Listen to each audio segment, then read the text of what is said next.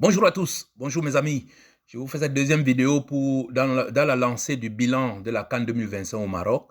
Je vais vous présenter dans cette deuxième partie comment Samuel Eto'o a renforcé sa position au centre du football mondial en apportant à la Ligue du Nord un bilan positif malgré un double fiasco dont je vous parlerai un peu plus loin.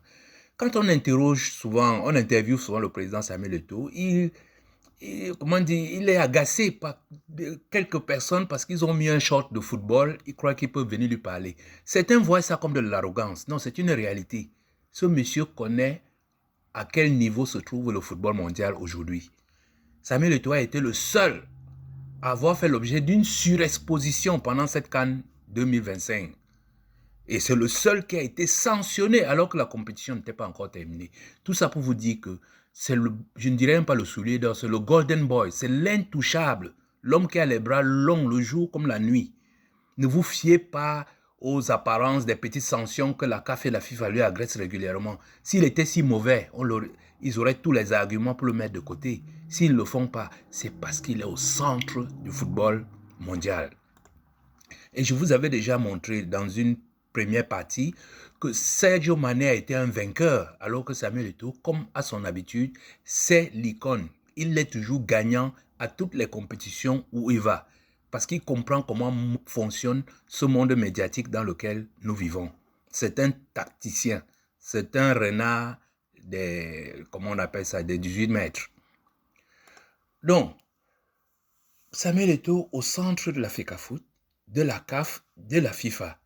Oui, c'est en fait une ligne qui part de Infantino jusqu'au Cameroun et atterrit sur la table de Samuel Eto'o. C'est pour ça qu'aujourd'hui, les gens se demandent, est-ce que la mule va devenir le capot du tutti capi? C'est-à-dire, est-ce qu'il va passer du faiseur de roi au roi? Et il a déjà montré une fois au Cameroun qu'il a été faiseur de roi et après il est devenu roi. Et moi, je vous dis, je n'ai pas de doute, connaissant les qualités de cet homme. Certains lui parlent de lui comme quelqu'un qui n'a pas été à l'école, ceci, cela, etc. Mais je vous dis, en matière opérationnelle, tacticien, en tant que gagnant, il sait comment faire pour marquer le but. Et la question qui taraude dans l'esprit des gens, c'est est-ce qu'après cette CAN 2025, il va passer de la position de mule à la position de capo di tutti capi?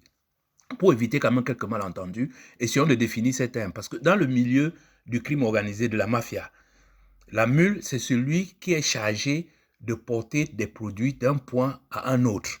C'est ça la mule. Et dans le domaine du football, Samuel Eto'o, c'est celui qui apporte les voix pour la CAF. Par conséquent, c'est lui qui apporte les voix pour la FIFA. C'est en ce sens que je dis, il est la mule. Et la mule, c'est lui qui prend tous les risques. Je vous dis, allez vérifier. Il n'y a aucun président de fédération qui voyage autant que le président Samuel Eto'o. Il n'y a aucun président de fédération qui est aussi invité que le président Samuel Eto'o. Donc, il joue son rôle de rassemblement des voix pour la CAF et pour la FIFA. Quant à la famille mafieuse, je vous ai dit, au capo di tutti capi, c'est celui qui commande.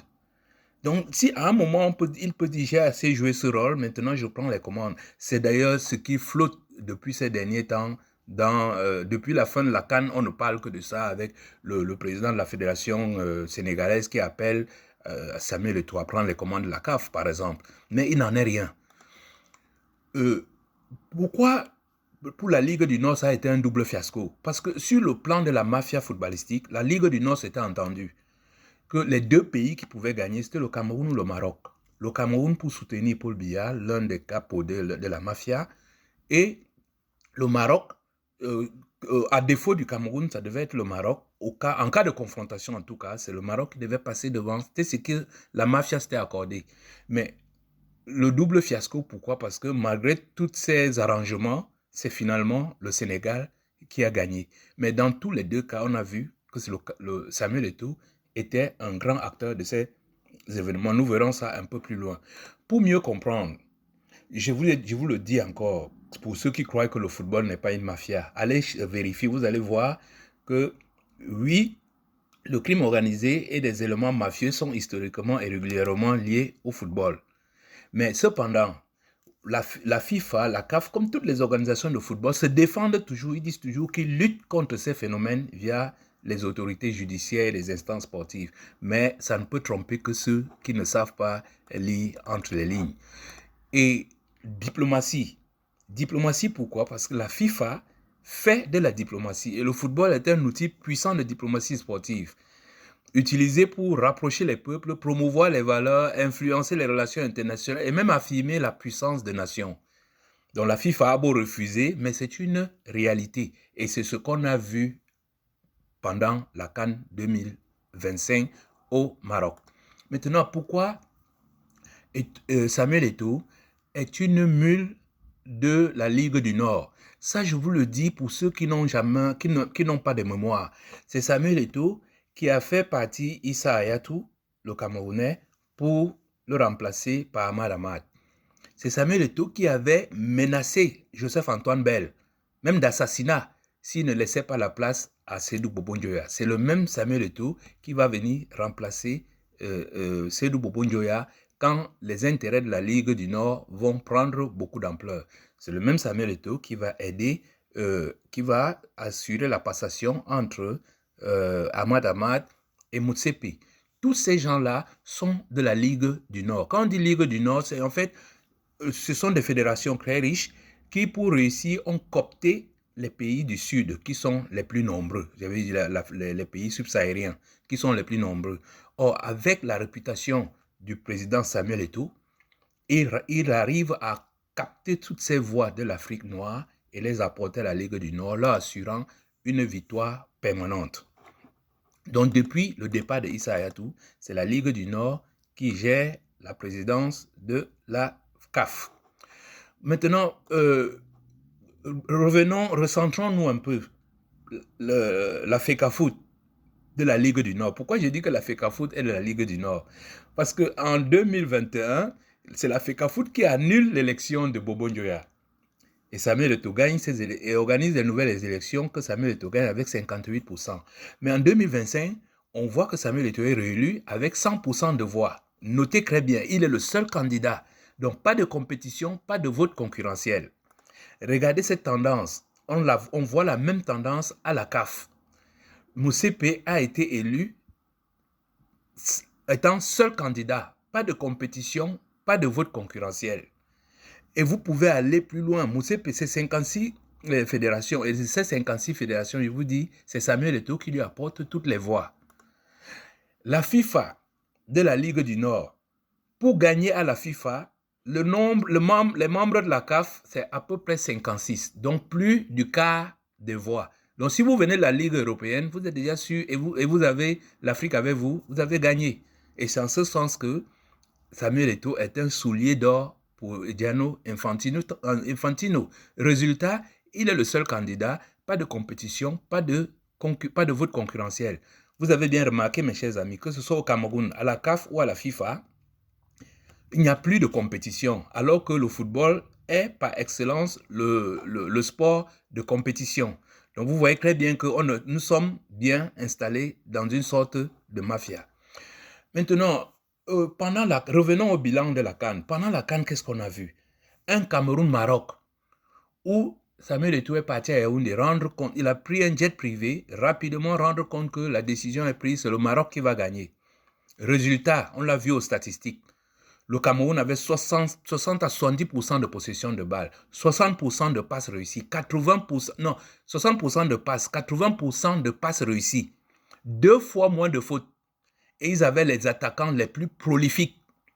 Mais mes chers amis, ils ont eu 0 tir cadré.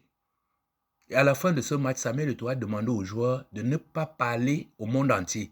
Tous ces joueurs sont repartis. Personne ne parle du match Cameroun-Maroc. Ils ne peuvent pas nous expliquer comment une telle équipe n'a pas fait un seul tir cadré au but. C'est pour ça que je vous ai dit, la mafia de la Ligue du Nord avait assuré. Deuxième aspect de ce bilan.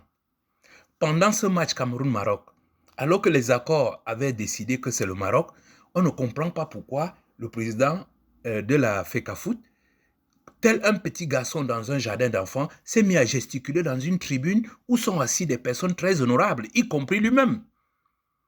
Non, c'était une mission bien calculée pour surexposer ce président. Et la sanction n'a pas tardé. 4 mois de suspension, 20 000 $ d'amende.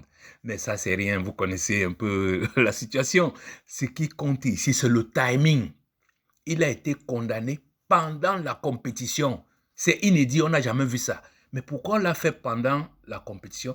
Parce que la Ligue du Nord voulait envoyer une information à tous les pays africains que votre fils là nous dérange beaucoup, nous allons le punir. Donc, c'est votre porte-drapeau. C'est à lui qu'il faut donner les voix pour qu'il vienne nous donner. Et d'ailleurs, après cela, ils vont lui autoriser d'aller sur France 24 dénigrer l'action de la CAF. Mais toujours dans le même objectif. D'ailleurs, le lendemain, le président de la fédération sénégalaise a dit qu'il voulait Samuel Eto'o à la tête de la CAF. Donc, ce n'est pas par hasard. Le but est le même. Il faut surexposer ce fils d'Afrique afin que tous ces voyages, et vous voyez très bien que je vous dis, le président Samuel Eto'o, il ne connaît même pas les présidents des clubs camerounais, hein, mais il connaît les présidents de toutes les fédérations africaines, même les présidents des pays africains, puisqu'il est reçu régulièrement. Donc, il s'assure que c'est lui la mule qui porte toutes les voix. C'est une certitude. Mais le danger que certains perçoivent, ou bien l'information que les gens perçoivent, c'est de dire « Oh, la CAF, la FIFA est contre lui ». Je vous rappelle que le gouvernement camerounais, les équipes de football camerounaises, les fédérations camerounaises ne voulaient plus de Samuel Eto'o comme président de la FECAFOOT. Vous savez qui est venu dire que c'est Samuel Eto'o qui sera président de la FECAFOOT? C'est la FIFA et la CAF qui ont envoyé 2 personnes à Yaoundé pour dire qu'il y aura ces élections. Je vous dis, le gouvernement camerounais a refusé. Mais la CAF et la FIFA sont venus dire, c'est notre mule qui va prendre le pouvoir. C'est lui qui nous fait gagner la CAF. C'est lui qui nous fait gagner la FIFA. Vous n'avez rien à dire là-dedans. Parce que s'il fallait écarter Samuel Eto'o, la FIFA ou la CAF ne manquent pas de raison. C'est quelqu'un qu'ils ont déjà qualifié de quelqu'un qui n'a pas d'éthique, de quelqu'un qui ne respecte pas ceci, qui ne respecte pas cela. Qu'est-ce qu'ils n'ont pas dit sur Samuel Eto'o? Mais la seule chose qu'ils savent, c'est que c'est l'homme de la situation quand il est dans la surface de réparation. Quelles qu'en soient ses intentions, ou bien quel qu'en soit ce qu'il vise, Samuel Eto'o sera un des grands hommes du football mondial d'ici demain, quand il dit dans le futur. Mais est-ce qu'il va en faire une bonne chose? Ça, c'est autre chose. Ça, je vous dis, ça, c'est un autre aspect. Ce qu'il faut regarder, c'est est-ce que quand cet homme est dans une surface de réparation, est-ce qu'il peut marquer le but? Je vous dis, il peut marquer. Pas seulement au niveau du football, hein, même au niveau politique. Parce que c'est un battant. Je vous dis, bon, quand il dit je vous dis, je dis ça pour ceux qui ne sont pas camerounais. Pour les Camerounais, ils savent que le Gambais, quand il est en situation, il sait ce qu'il faut faire pour marquer. Et la FIFA a compris cela. C'est pour ça que les Gianno Infantino, les Moussepe, ils comptent sur lui. Mais si à un moment donné, il ne veut plus jouer, faire la mule, comme il a fait pour Bobo Njoya, à un moment, il va dire, OK, Moussepe, step down. I have to be in charge. Et avec toutes les connexions qu'il a en Afrique, je ne vois pas comment ça ne sera pas possible. Voilà, mes chers amis, je m'arrête là. J'avais promis de faire une deuxième partie pour souligner le bilan de la CAN 2025. Il y aura une troisième partie, bien entendu, mais cette troisième partie sera consacrée spécialement au Sénégal, le vainqueur de cette Coupe des Nations.